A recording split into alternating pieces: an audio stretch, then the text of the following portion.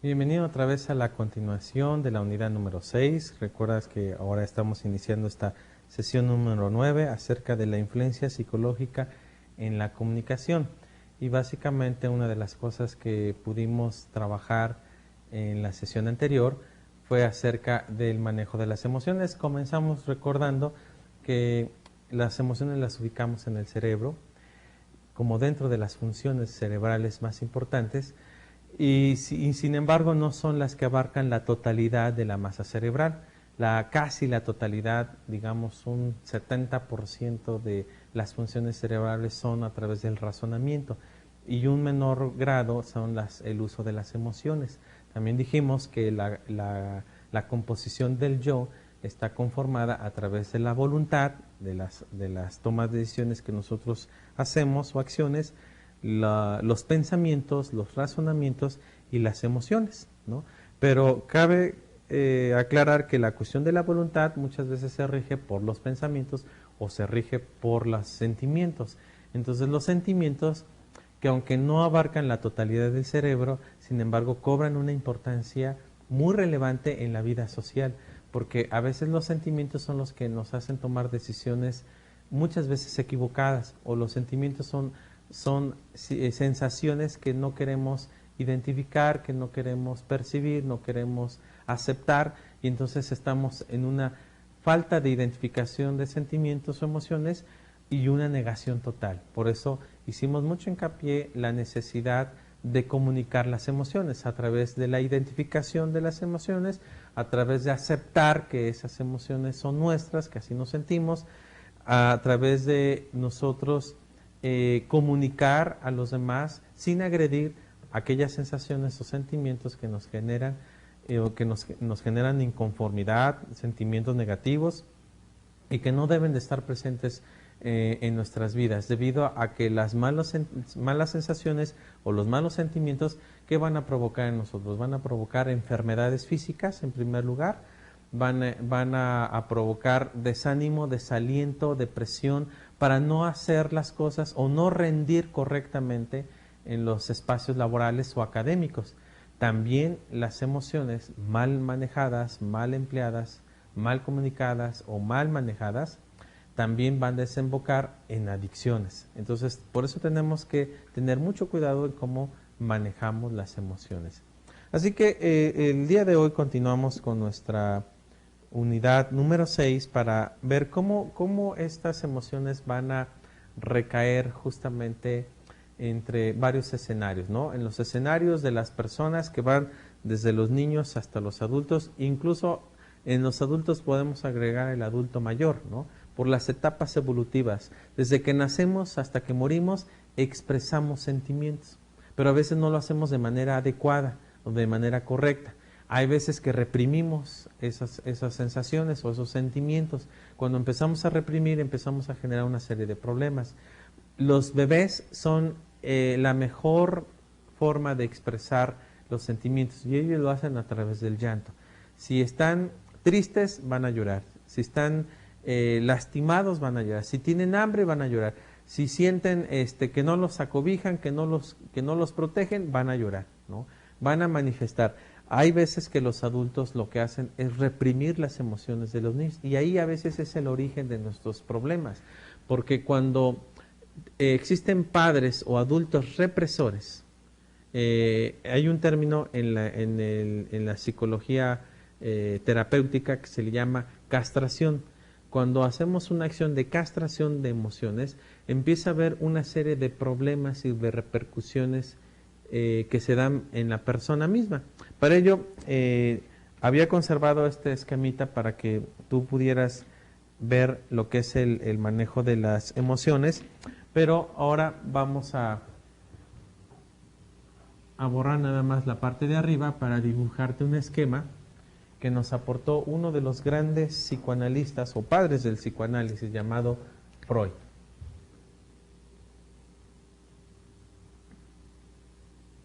Y es el esquema del iceberg. Creo que todos conocemos lo que es un iceberg. Un iceberg es una montaña que puede medir no metros, kilómetros en profundidad del mar. Una montaña de hielo. Recordarás la famosa película de Titanic, ¿sí? Que se fracturó el barco justamente cuando chocó con la punta del iceberg, ¿no? Que en este caso es esto, ¿sí? La punta del iceberg, ¿sí? Es lo que todo mundo puede observar y saber, mira, ahí está un iceberg, ¿sí? Pero a veces la puntita es demasiado pequeña que no se alcanza a percibir de momento. Y entonces por eso es lo que ha provocado muchos desastres marítimos en embarcaciones importantes.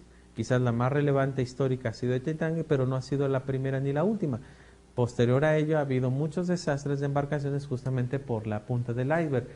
Y los científicos han determinado que esas son bloques de hielo, montañas de hielo kilométricas que están bien anclados en la parte inferior del mar. Y por lo tanto pueden generar muchos daños. Ahora, Freud explicó más o menos la persona del yo justamente con los niveles que a por ejemplo, nivel de profundidad le llamó inconsciencia.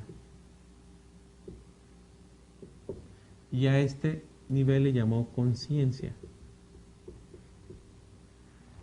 En estos niveles de conciencia e inconsciencia, aquí por ejemplo, están todos los recuerdos, vamos a ponerle así, positivos o negativos, los cuales han generado sensaciones. Sensaciones, por ejemplo, que pueden ser sensaciones, a unas en la psicología se le llama como tánatos, o sensaciones de eros. Tánatos en el griego significa muerte y eros significa vida. Y entonces las sensaciones que pueden provocar los recuerdos positivos o negativos pueden guiarse hacia el tánatos o pueden guiarse hacia el eros. Es decir, los síntomas o las sensaciones de suicidio pertenecen al tánatos. Las de depresión también al tánatos. Las de ira al tánatos, como hay otras que pertenecen al eros, como la felicidad, la alegría, el gozo, la paz, la paciencia, todo dependiendo. Pero eso también va a depender de los recuerdos. En los recuerdos ahí podemos encontrar en cuántas veces fuimos reprimidos o castrados, que ese es el término clínico, ¿sí? Y entonces nuestra composición psíquica se construye a partir del nacimiento hasta los 6 años de edad. Es como se va a constituir todo lo que es el inconsciente. Y aquí van a permanecer todos los recuerdos, buenos o malos. Las sensaciones de tánatos o eros. Las represiones o las castraciones que generaron en ti. ¿Sí? Ejemplo, un niño es natural que llore. Va a llorar por todo. Va a llorar porque tiene hambre, porque está sucio su pañal, porque siente dolor, le duele una parte de su cuerpo, o incluso porque siente rechazo. Entonces, llora para poder manifestar su sentimiento, porque todavía no sabe ni siquiera identificar qué sentimiento, pero sí sabe expresarlo. No sabe cómo comunicarlo, no sabe decir, mamá, me siento sucio, mamá, estoy triste, mamá, me duele mi pancita, no sabe. Entonces la única manera de comunicación es a través del llanto. Entonces el tipo del llanto, incluso las mamás son muy hábiles para hacer, ya tiene hambre, le duele algo, está triste o está enojado. Entonces el tipo de llanto, ¿sí?, es lo que hace que el niño pueda manifestar sus sentimientos.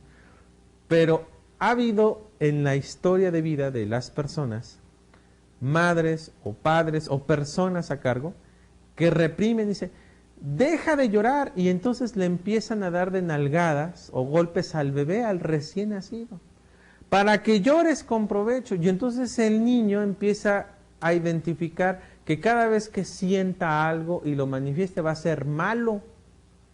Y entonces empieza poco a poco a reprimir sus emociones. ¿Por qué? Porque tiene una sensación de castración.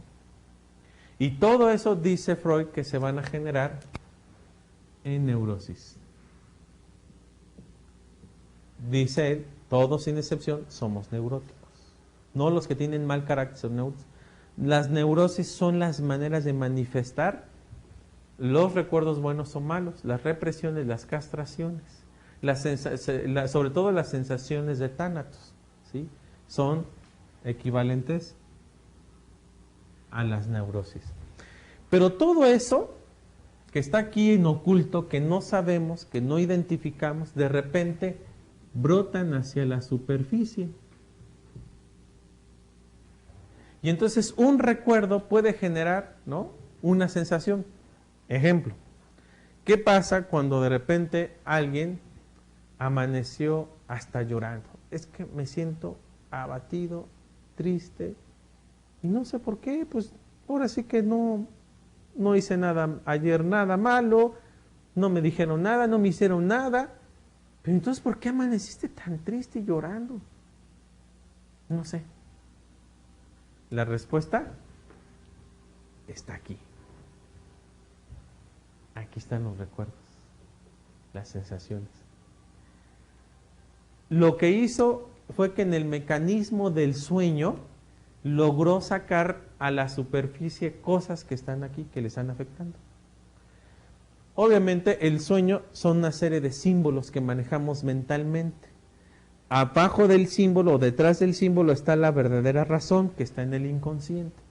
Lo que hacen muchos psicoanalistas es hacer interpretación de sueños. Es todo un proceso, no es algo tan sencillo. No es como los libritos que venden a veces en la calle, que es, mire, y ahí está el vendedor, mire, aquí le mostraremos lo que significa soñar con una novia de vestido negro y lo que significa soñar con perros. Eso no es cierto, eso no sirve.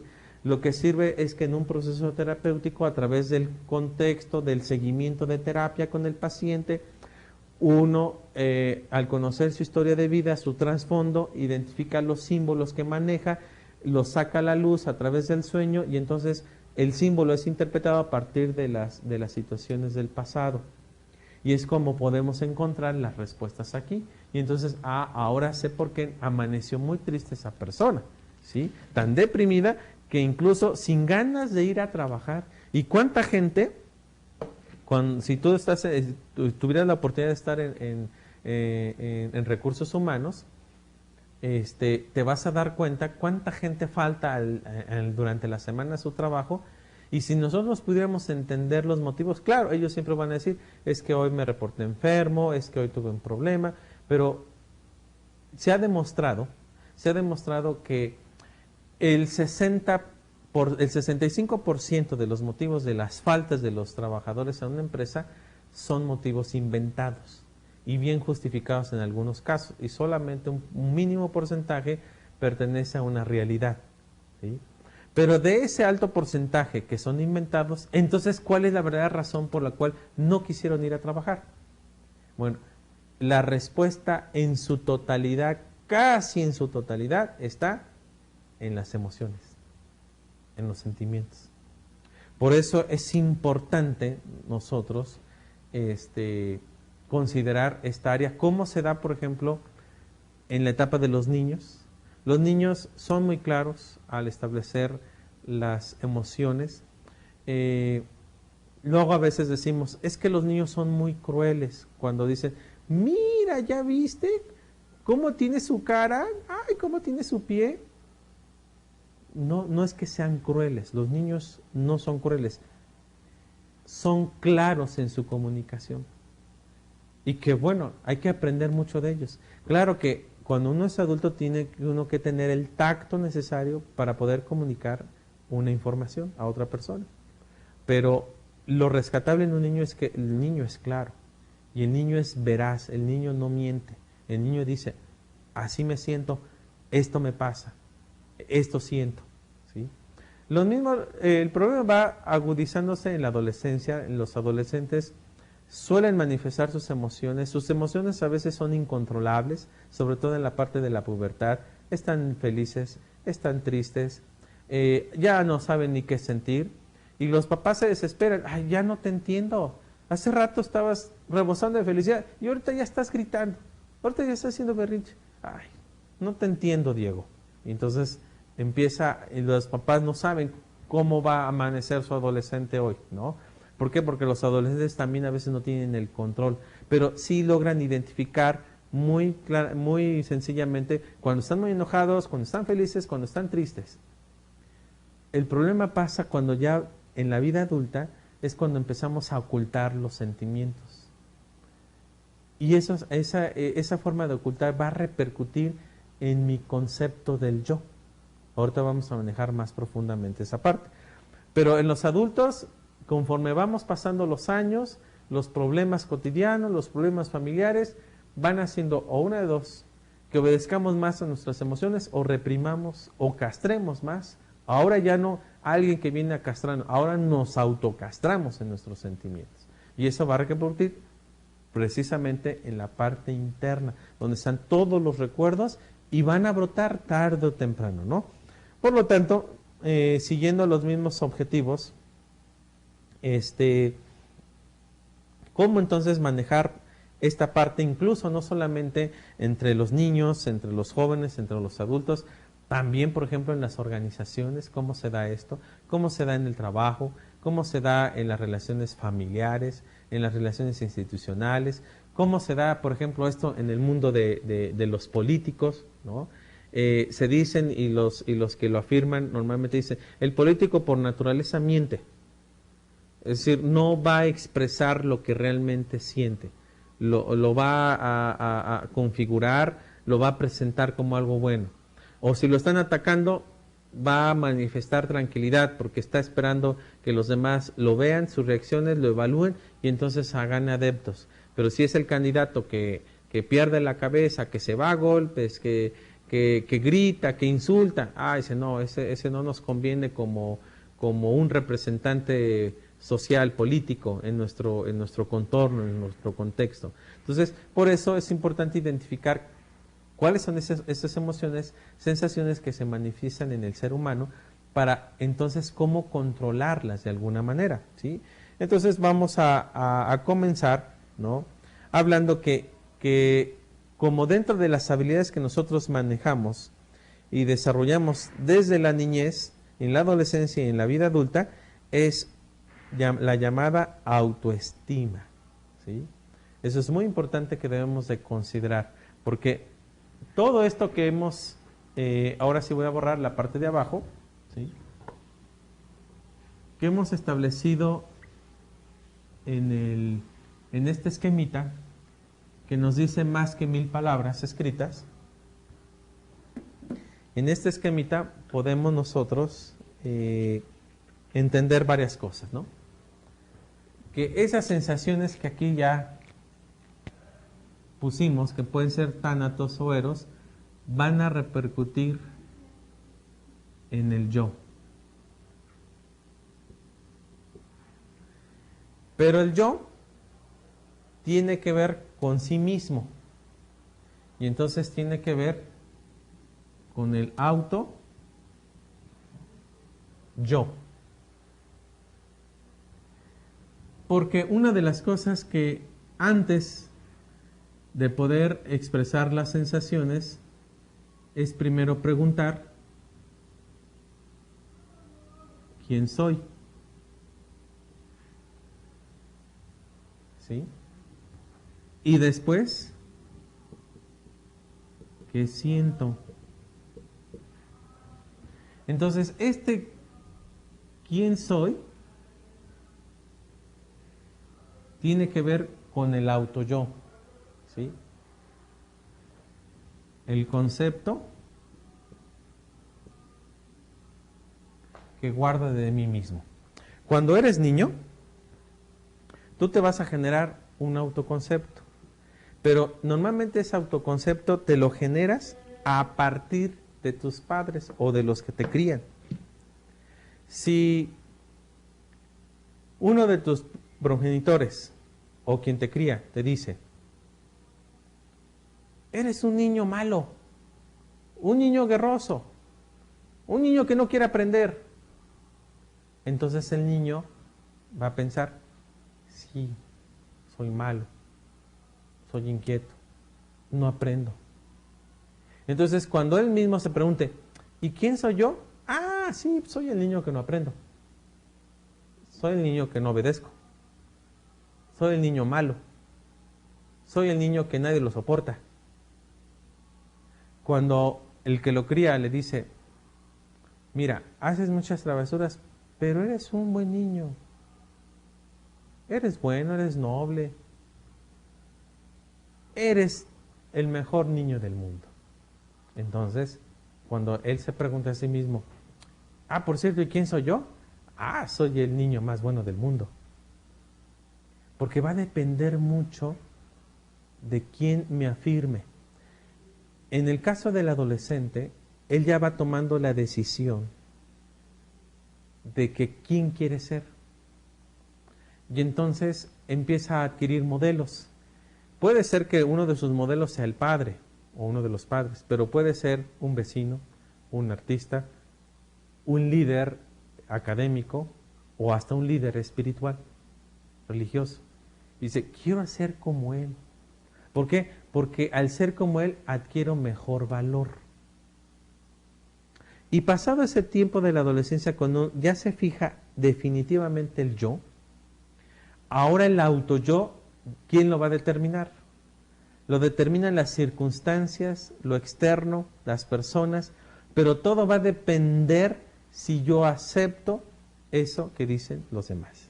Entonces, la cuestión de la autoestima es la capacidad que todas las personas tenemos de querernos, valorarnos, aceptarnos tal y como somos y de confiar en nosotros mismos. Es decir, tiene que ver con ese autoconcepto. Es decir, en el auto-yo, ¿quién soy? Lo va a determinar el concepto que tenga de mí mismo. Entonces ya completamos la idea aquí. El concepto de sí mismo, que responde a la pregunta, ¿quién soy? ¿Sí? Es decir, ¿soy el empleado flojo de la empresa o soy el empresario exitoso? Tú mismo haces esta pregunta, ¿quién eres? ¿Qué concepto tienes de ti mismo? ¿Por qué estás estudiando con nosotros? Estás estudiando en alta calidad educativa y por lo tanto el concepto que cada vez tienes que generar de ti mismo tiene que ver con un concepto adecuado, un concepto de crecimiento, de desarrollo, de tu potencial, de tu ser, de todo lo que has sido integrado. No importa cuáles hayan sido los problemas que hayas vivido, porque todos tenemos problemas. Todos desde pequeños, no creas que nacimos en un nicho de rosas, todos tuvimos problemas al nacer, todos tuvimos sensaciones de ser rechazados o de ser aceptados, de ser amados, de no ser amados, etcétera. Todo está en los recuerdos. Pero también uno tiene que entender que dentro de esos sentimientos y esas emociones, ¿qué concepto estoy generando de mí mismo? Por eso hay que usar también el razonamiento, ¿sí? Y no dejarnos guiar únicamente por los sentimientos, porque la autoestima está descansada justamente en los sentimientos, en las sensaciones, pero el concepto está descansado en el razonamiento. Entonces, ¿a quién le voy a hacer más caso? ¿A lo que yo considero y pienso de mí mismo o a lo que yo siento de mí mismo? Ojalá que coincidieran las dos cosas, pero hay veces que están así, desbalanceadas. El concepto positivo, el sentimiento negativo, y entonces a veces pesa más el sentimiento negativo. No, yo no sirvo para nada. Yo tengo muchos alumnos que desde muy pequeños les han conocido. Pues no sé, ¿para qué te estoy pagando esa universidad si la verdad es que no vas a dar una? Y dudo que te dediques a eso. A lo mejor hasta el rato te casas y te olvidas. No sé por qué te estoy pagando esta escuela, pero En fin, a ver qué va a pasar, el tiempo lo dirá. ¿Cómo se siente ese estudiante? Me ha tocado estudiantes ver que van de fracaso en fracaso escolar, académicamente. Oye, yo percibo que eres una persona talentosa, que tienes capacidades académicas, que si comprendes, si razonas, si comparas, si analizas, si retienes información. Entonces, estoy entendiendo, aclárame, porque estoy entendiendo que tú deliberadamente estás reprobando porque quieres reprobar. ¿Qué está pasando? Entonces ya un poquito en la confianza ellos manifiestan que efectivamente el rol que en su casa le han establecido es ese de fracaso escolar. Y a lo mejor él internamente quisiera hacer otra faceta de su vida, pero el autoconcepto que le generaron de sí mismo ha sido un concepto erróneo. Entonces, ¿a quién está obedeciendo más? A esas sensaciones, esos sentimientos de sentir que no vale. Y en lugar en el fondo de él, el razonamiento de decir, pero sí puedo. Y de hecho ya lo demostré en el examen pasado. A un día del examen estudié todo y saqué 10. Pero acá en la parte de los sentimientos dice, no creo, yo no puedo ser tan capaz. Fue un golpe de suerte. Entonces, esa parte es muy importante. Entonces, tener autoestima significa que te caes bien, que te sientes bien, aún cuando cometas errores. Hay personas que se autoflagelan emocionalmente, ¿no? Primero se insultan, soy de lo peor, y empiezan a decir una serie de groserías hacia sí mismo. Y por eso me va como me va, es que soy así, etcétera. Entonces, hay veces que las personas no se permiten cometer errores. Y cuando cometen errores, se desgracian a sí mismos. Y a lo mejor nadie se dio cuenta del error, pero ya él sí, y empieza a tener un mal concepto de sí mismo, ¿no? Por otro lado, esta habilidad se constituye durante los primeros años de vida dentro de la familia. Por eso la familia es determinante en la construcción del yo. Desde que somos pequeños recibimos mensajes que nos indican si somos aceptados o queridos, o, como acá, ¿no? Los recuerdos del rechazo, ¿sí? Los recuerdos de la represión, dependiendo. Después en la escuela y con los amigos también se conforma la imagen que tenemos de nosotros mismos a partir de sentimientos y experiencias positivas o negativas que nos suceden. Entonces, esa es otra forma de ir entendiendo la constitución del autoconcepto, ¿sí? La autoestima es algo muy fundamental, ¿no?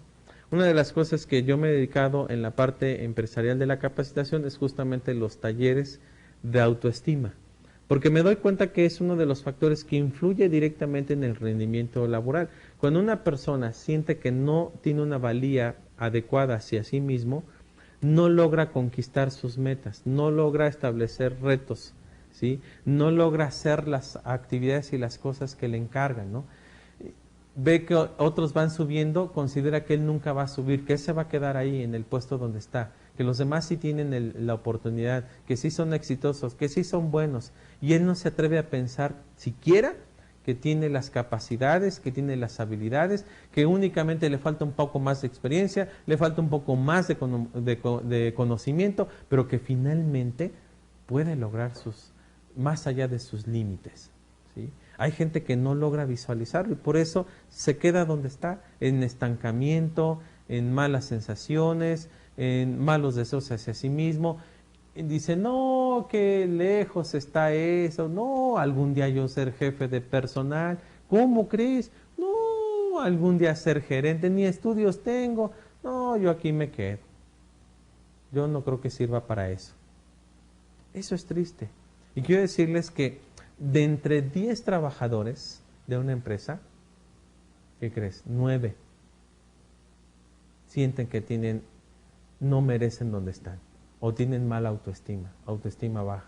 Entonces la autoestima, por eso es un tema que hemos introducido aquí en esta clase, porque va a repercutir desde que nacemos hasta que morimos.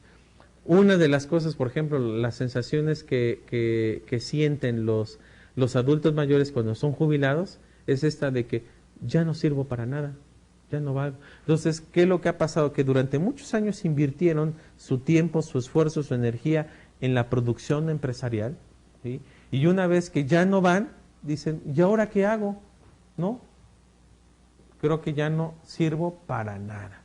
Y he visto gente que ha muerto, que ha fallecido de tristeza, de melancolía, porque siente que ya no sirven para la vida, que ya dejaron de hacer sus funciones, que la empresa sí, por supuesto, le dio su trofeíto, le dio su dinerito, le dio su plaquita, le dio su fondo.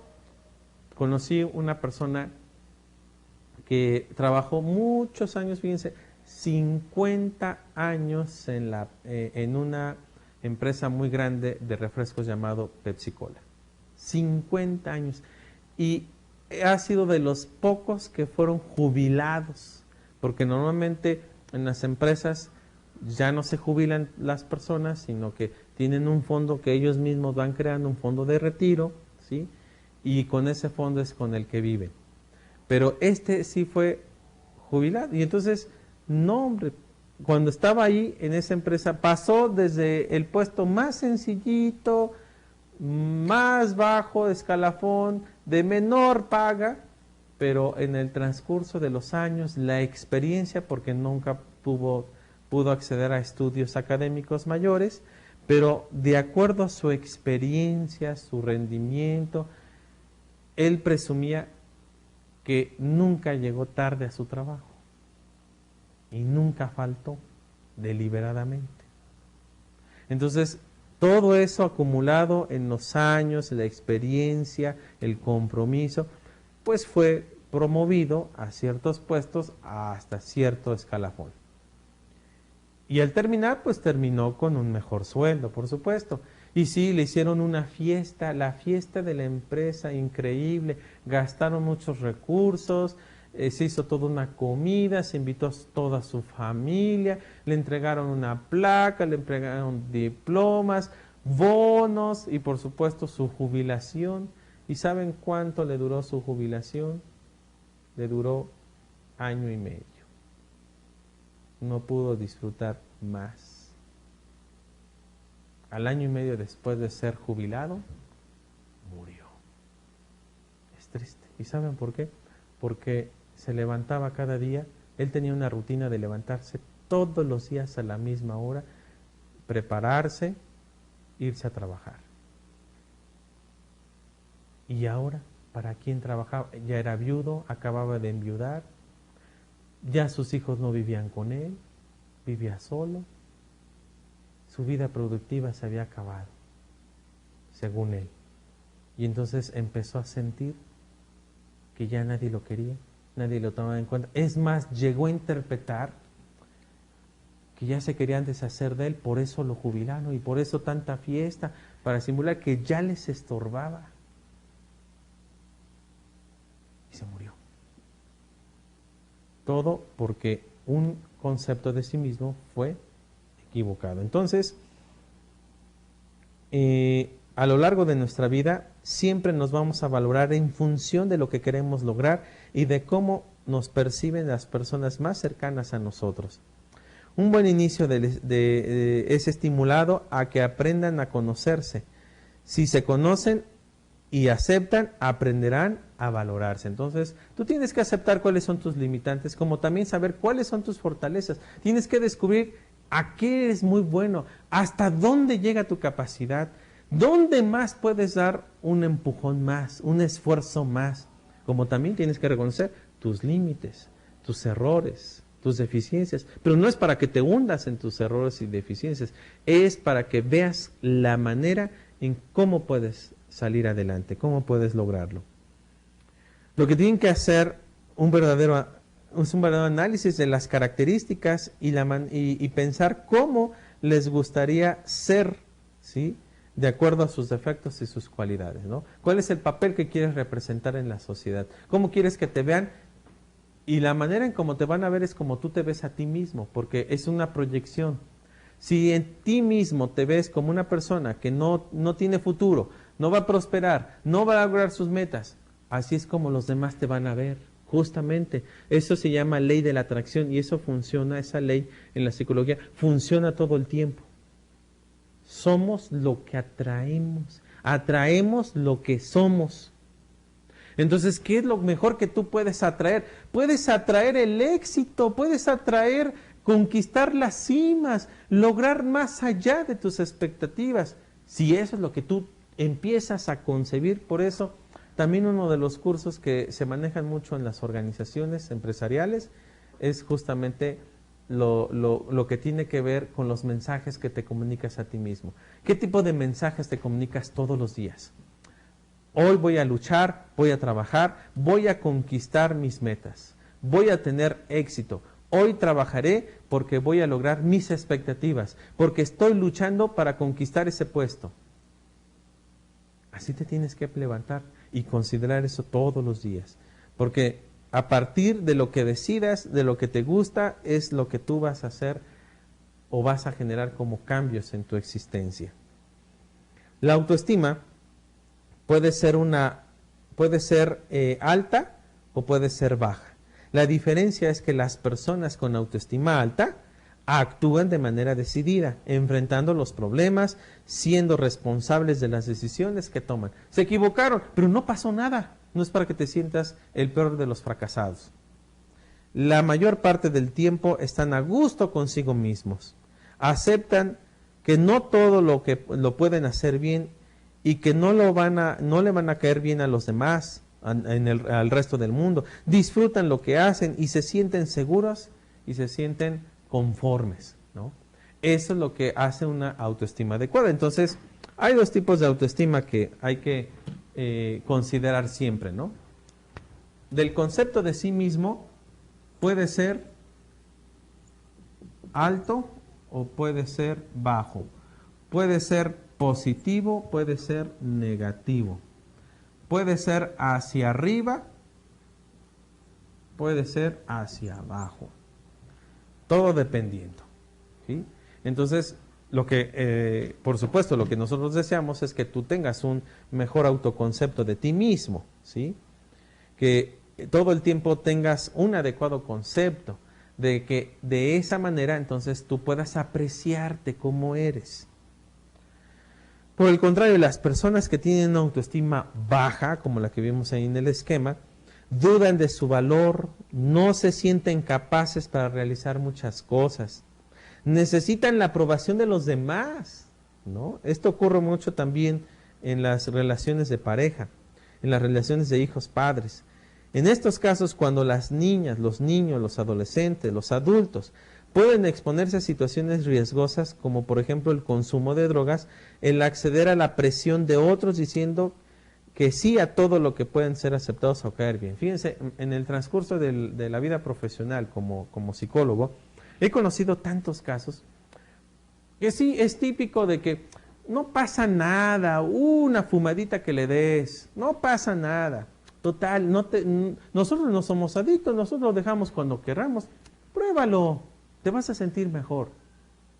Todo depende del autoconcepto que uno tenga de sí mismo, ¿no? Todos estamos expuestos. Quizás en mi infancia y juventud no fue tan abierto esta situación como ahora, ¿sí? Ahora, por ejemplo, nuestros hijos, tengo un hijo adolescente que está expuesto todos los días a eso. Y es un tema que platicamos constantemente.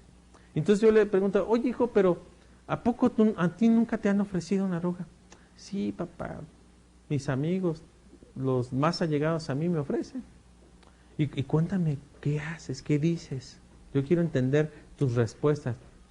Pues les digo que la verdad no me interesa. No siento necesidad ni tengo ganas. No, que no va a pasar nada, ya lo sé, pero no quiero. No me convence. No es algo que yo desee o anhele. Y bueno, pues es algo que yo le veo la seguridad en mi hijo y puedo constatar que él es una persona que se valora y dice, pues ¿cómo voy a echar a perder mi vida si tengo muchos sueños? Quiero ser deportista. Obviamente es el típico joven, adolescente, que quiere triunfar en las grandes ligas del fútbol, ¿no? Sueña como como ser de los grandes futbolistas. Y bueno, pues no lo puedo juzgar, yo también soñé eso. Pero lo soñé de más de niño, ahora lo veo que va creciendo y cada vez se va agarrando esa seguridad y lo estoy dejando. Pero él tiene mucha conciencia. Si yo me voy a los vicios, no voy a lograr mi sueño. Ah, bueno, perfecto. Tiene esa seguridad en sí mismo. Hay jóvenes que no, que sus amigos accedieron de otros amigos, pues sí, bueno, a ver qué va a pasar, pues siento que no tengo los suficientes valores, el mal deseo, pues voy a acceder a las drogas, ¿no? Entonces, eso es lo que está pasando en muchos de los jóvenes, la presión que están pasando.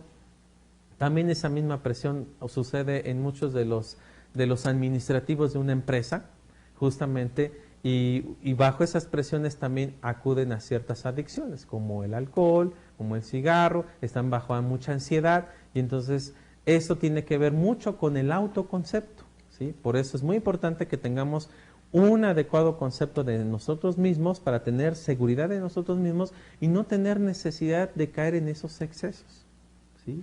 De estar todo el tiempo fumando o estar con la botella, la copa todo el tiempo, no dejarla.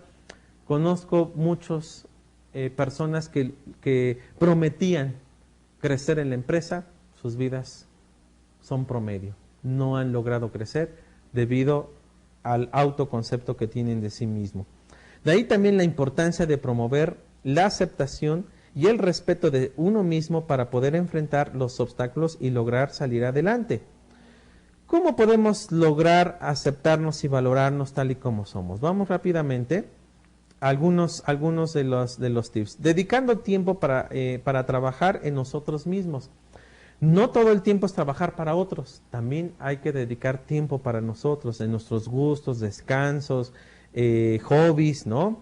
Si gustas, por ejemplo, conozco personas que les gusta ir al cine solo, ¿no? Aunque tengan pareja, tengan hijos. ¿Por qué? Porque eso me relaja. Bueno, eso es válido y la familia lo puede comprender. Siendo honestos con nosotros mismos, esto es muy importante porque hay que reconocer nuestros defectos, pero también hay que reconocer nuestras cualidades, en donde podemos hacer bien las cosas, en donde las cosas nos salen equivocadas, donde tenemos muchas virtudes, en donde tenemos muchos defectos. Tomando también disposición para cambiar. Si hemos identificado aquellas problemáticas, crisis en nosotros, angustias, desaciertos, desatinos, hay que estar dispuestos a cambiar, decir, voy a mejorar esto, no puedo seguir siendo el mismo, necesito ser nuevo, necesito cada día renovarme, necesito que los problemas y los defectos ya no los veamos como defectos, sino como áreas de oportunidad de crecimiento y de desarrollo. Debemos atrevernos a dejar ideas y pensamientos que ya nos sirven y adquirir otros que reflejen lo que ahora podemos ser, ¿no? Cuando veo jóvenes que tienen muchos problemas y no logran sus metas, yo no veo solamente sus problemas y yo se los he dicho, mira, yo veo en ti lo que tú puedes ser. Atrévete a soñar lo que puedes ser, no lo que ahorita representas y eres, lo que puedes ser. Siendo pacientes y constantes también en ese cambio, los cambios no se van a dar de la noche a la mañana, se dan paulatina y cada uno de nosotros tenemos nuestro propio proceso. Hay quienes sí cambian rápido, hay quienes necesitan mucho tiempo, hay quienes dejan las adicciones de la noche a la mañana, los he conocido, hay otros que les lleva años y recaen y otra vez volver a empezar y recaen. Simplemente uno de los directores de los grandes centros más importantes mundiales de rehabilitación cayó más de 27 veces, el mero. ¿Qué se esperan los demás? Bueno, es un proceso, hay que ser pacientes, hay que ser constantes, sintiéndonos seguros de nosotros mismos, es decir, que el paso que estamos dando tenemos que darlo con seguridad. Aceptándonos tal y como somos, evitar pensamientos negativos sobre nosotros mismos, evitar comportamientos de acuerdo a lo que se espera a los demás. Debemos revisar nuestras características positivas y negativas y aceptarnos. Otra de las acciones para elevar nuestra autoestima es mostrando respeto hacia nosotros mismos. Si una de las formas de no tener respeto de nosotros es cuando nosotros citamos a una persona porque tenemos el tiempo medido y esa persona falla en su puntualidad, nos está faltando el respeto. Y si tú dices, no hay problema, está bien, yo ya ajusto mi agenda. No. Tú debes decirle, ¿sabes qué? Ya no puedo atenderte. Oiga, ¿pero qué le cuesta? 5 minutos. No.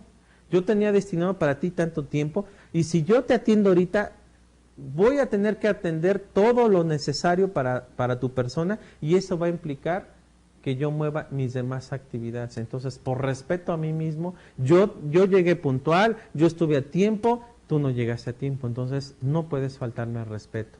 Debes de comenzar contigo mismo, ¿no? Cuando nos aceptamos y valoramos como somos, tenemos muchas posibilidades de salir adelante. Otro de los problemas comunes que se dan no solamente entre las personas, sino también entre las comunidades vecinales, familiares, laborales, estudiantiles, es el estrés, el manejo del estrés. Cuando nos sentimos mal físicamente o emocionalmente, podemos ocasionar trastornos de alimentación, de alcoholismo, ansiedad, etcétera. ¿Por qué? Porque el estrés nos genera muchos problemas, ¿no? La palabra estrés se usa para describir las presiones a las que nos enfrentamos en nuestra vida diaria. Se manifiestan en nuestro cuerpo, en todos nuestros órganos, se tensan y cuesta trabajo funcionar. El cerebro, los nervios, el corazón, el estómago, los músculos, ¿no? Entonces todos sufrimos de estrés de vez en cuando. Pero hay personas que están bajo estrés todo el tiempo, entonces empiezan a perder caída de pelo, el pelo se les empieza a caer, empiezan a adelgazar, etcétera. Es decir, se manifiestan de muchas maneras, ¿no? No podemos estar estresados todo el tiempo. Las familias, los integrantes de una empresa, los estudiantes pueden vivir situaciones que los confunden, preocupan o angustian, y esto es lo que los estresa, ¿no? Por eso también uno de los elementos que debemos nosotros considerar para el estrés es que tenemos que pensar que el estrés empieza a dañar nuestras emociones, el estrés empieza a afectar nuestras relaciones sociales, empieza a afectar nuestro trabajo, empieza a afectar nuestra economía, empieza a afectar todo lo que somos. Entonces, esto genera un círculo vicioso, porque mientras yo no estoy rindiendo laboralmente, eso me estresa más de lo que yo ya, como fruto del estrés que me generó mi rendimiento laboral bajo. Y entonces me estreso más. Eso es lo que se le llama el círculo vicioso. Algunas personas piensan que fumando o tomando una copa podrían relajarse y olvidarse de su estrés, pero cuando pasa el efecto genera más estrés. Entonces, ¿cuáles son los síntomas del estrés, no? Algunas personas, los síntomas pueden ser dolor de cabeza, de espalda, contracturas, ¿no? Por ejemplo, cansancio excesivo, pérdida de apetito o exceso de comida, tensión muscular, problemas para dormir, problemas del estómago, problemas de la cabeza, depresión, ansiedad, desesperación, soledad, ¿no? También eso genera, ¿no? Aumento del consumo de adicciones, ¿no? Otras señales de conflictos también, cuando magnifican los conflictos, esa es otra forma de manifestación del estrés, ¿no? Entonces, ¿qué es lo que debes de hacer como para ir bajando esos niveles de estrés y estabilizar tus emociones? Hay que buscar ayuda. Cuando ya el estrés es muy excesivo, hay que buscar a los profesionales para que nos ayuden a bajar nuestros niveles de estrés. Si son psiquiatras, ellos darán el medicamento adecuado para hacerlo. Si son psicólogos, establecerán las terapias para hacerlo mejor. Hay que ser positivo, hay que reír, ¿no? De vez en cuando, y reír bastante. Hay que hacer ejercicio, hay que alimentarse y dormir bien. Hay que poner límites a las cosas y hay que aprender a decir no, porque de repente te dicen, oye, ayúdame con esto. Sí, con mucho gusto, con tal de quedar bien, ¿no? Y más con el jefe o con los compañeros. Oye, ¿también me ayudas a esto? Sí, sí, claro. ¿Y esto también? Claro, sí.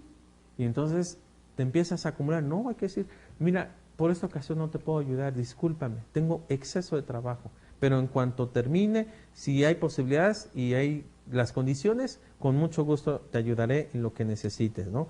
Busca algo que te gusta hacer, relájate, dialoga ambientalmente contigo mismo, ¿no? O sea, comunícate mensajes de tranquilidad, de paz, de armonía, y entonces podrás tener la posibilidad de bajar mucho los niveles de estrés. Así que con esta sesión terminamos esta unidad de cómo influye psicológicamente la comunicación con los asuntos de las emociones. Nos vemos para la próxima. Gracias.